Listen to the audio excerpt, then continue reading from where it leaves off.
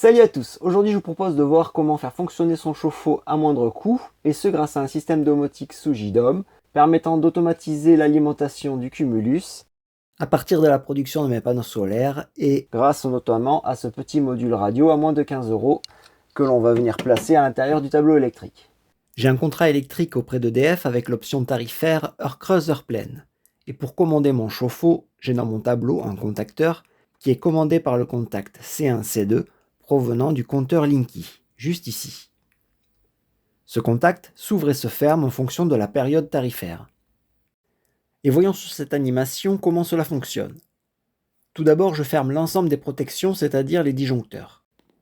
Je commence par le disjoncteur général, celui repéré Q0, puis l'interdifférentiel Q1 qui est en tête, puis le divisionnaire Q3 qui protège le contacteur, et enfin le dernier Q2 qui protège le chauffe-eau. Ainsi, l'ensemble du circuit au shot sanitaire est sous tension. Le contact C1-C2 est câblé en orange ici, et on le retrouve sur le schéma juste en amont de la bobine du contacteur, avec toujours des conducteurs orange. Pendant les heures pleines, le contact C1-C2 est ouvert. Le contacteur reste donc également ouvert. Le chauffe-eau ne chauffera pas l'eau. Par contre, pendant les heures creuses, ce contact C1-C2 se fermera, alimentant ainsi la bobine du contacteur repéré K1 sur ce schéma, ayant pour effet de fermer les contacts de puissance du contacteur afin d'alimenter le chauffe-eau qui va permettre le chauffage de l'eau. Cette gestion de chauffage est automatique, mais gérée en quelque sorte par Enedis qui envoie les ordres de passage heure creuse et heure pleine. D'ailleurs, en hiver, les heures creuses peuvent, pour des raisons de gestion du réseau, être coupées en pleine journée. Et la solution que je vais vous proposer va permettre de pallier à ce souci. Le chauffe-eau étant un appareil gourmand en électricité, le chauffage de l'eau se fait donc au moment où l'électricité est la moins chère, c'est-à-dire pendant les heures creuses. Dans mon cas, ces périodes horaires sont entre 1h36 et 7h36 la nuit, et entre 12h36 et 14h36 en journée. Sachant que j'ai plusieurs stations solaires dans mon jardin, et que j'ai pas mal de surplus par beau temps, il serait dommage de ne pas en profiter afin d'alimenter en partie mon cumulus. J'ai donc, à partir d'un tableau Excel, déterminé le seuil de surplus solaire à partir duquel il sera intéressant d'alimenter le chauffe-eau, même pendant les heures pleines, plutôt que de le faire pendant les heures creuses la nuit. Sachant que le moment opportun sera entre midi et 2 pendant les heures creuses, c'est-à-dire au moment où le soleil génère le plus de puissance. Depuis le 1er février 2024, la tarification en heure creuse est la suivante. 27 centimes d'euros par kWh pendant les heures pleines et 20,68 centimes d'euros par kWh pour les heures creuses. Mon chauffe-eau fait 300 litres et sa puissance est de 3000 watts. Donc dans le meilleur des cas, il me faudrait 3000 watts de solaire pour compenser entièrement sa consommation, ce qui ne sera pas possible dans mon cas. De ce fait, l'objectif ne sera pas d'effacer complètement sa conso, mais de pouvoir l'utiliser pendant les heures pleines en journée, et que cela me coûte moins cher que son utilisation la nuit pendant les heures creuses. J'ai calculé le coût d'une heure d'utilisation, que ce soit en heure pleine ou en heure creuse, et j'ai cherché à partir de combien de production solaire il devenait intéressant de chauffer en heure pleine par rapport aux heures creuses la nuit. Dans mon cas, j'ai déterminé qu'à partir de 800 watts de surplus solaire, il devenait intéressant d'utiliser le chauffe-eau à n'importe quelle heure de la journée. De ce fait, je vais intégrer ce module radio dans mon tableau électrique afin d'automatiser le cumulus, non plus uniquement sur la période tarifaire horaire, mais également en fonction de la production solaire. Comme vous pouvez le voir, ce dernier est limité en courant à 10 ampères. De ce fait, je ne l'utiliserai pas directement pour la commutation du chauffe-eau, car il consomme près de 13 ampères lorsqu'il chauffe l'eau. Cette valeur étant supérieure à la limite du module Sonoff. D'autre part, je souhaite maintenir le contacteur pour la puissance car pour un tel ampérage, je fais davantage confiance au contacteur Legrand qu'à ce type de module radio. Cette solution communicante, je vais l'intégrer dans ma box domotique. J'utilise pour cela cette Raspberry Pi sur laquelle j'ai installé le serveur domotique JDOM. Et j'ai notamment une passerelle Zigbee avec cette clé Z-Gate Plus en USB et une autre Z-Wave également en USB. Et si vous recherchez des informations sur l'installation de JDOM ou des passerelles Zigbee ou Z-Wave, je vous invite à consulter le site electrotoile.eu dans la rubrique domotique. Vous y trouverez un tas d'informations pour vous aider à installer votre système domotique.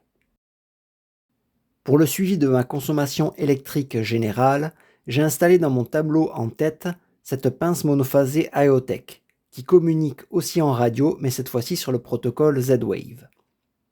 Ce module permet de mesurer en instantané l'intensité, la tension et la puissance que consomme mon installation électrique, ou alors la puissance solaire excédentaire qui elle est renvoyée sur le réseau Enedis. Et voici comment doit être inséré le module radio dans le tableau. Au préalable, il faut mettre hors tension l'installation pour travailler en sécurité. Sur le schéma, on peut distinguer deux parties. À gauche, la zone de puissance qui permet d'alimenter le cumulus. Et à droite, c'est la partie commande qui va donner les ordres de marche-arrêt du chauffe-eau.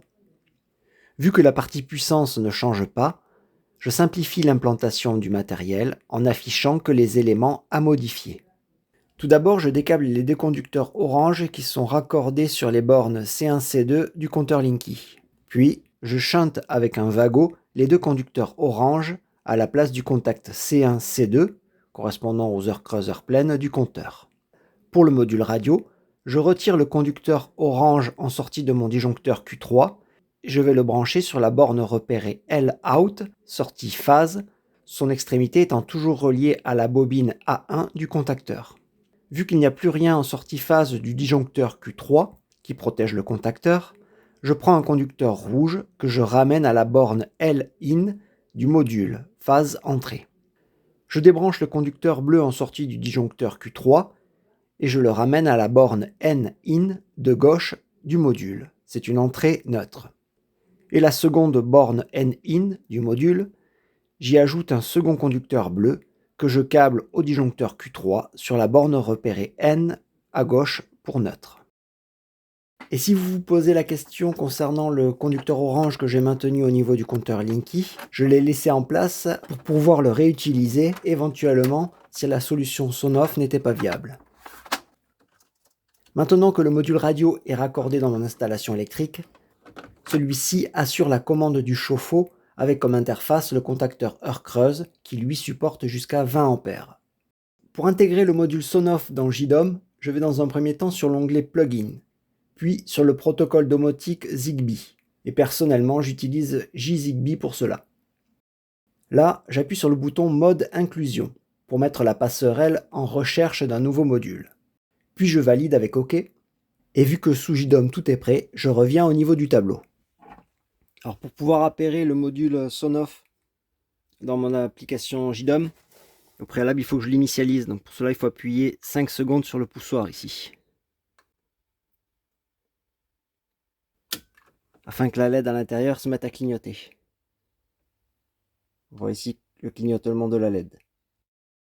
Pour lancer son inclusion sous JDOM, je presse une fois sur le poussoir.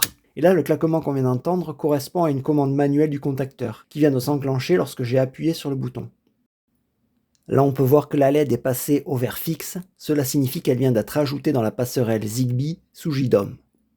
Après son intégration sous JDOM, j'ai la possibilité de piloter le cumulus manuellement et à distance via ce petit bouton sur mon téléphone.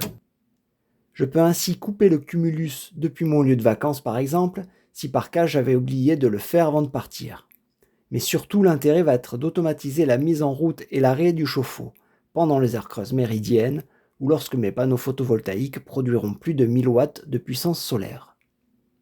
Et pour cela, j'ai créé un petit scénario qui s'actualise toutes les 2 minutes et qui privilégie la mise en route du cumulus entre 12h36 et 14h36, c'est-à-dire mes heures creuses en journée, ou lorsque la puissance solaire dépasse 1000 watts. Ainsi, la production d'eau chaude se fera au moment les plus intéressants financièrement et je n'utiliserai plus les heures creuses la nuit. L'autre avantage pour l'hiver est que mon cumulus fonctionnera en heures creuses jour.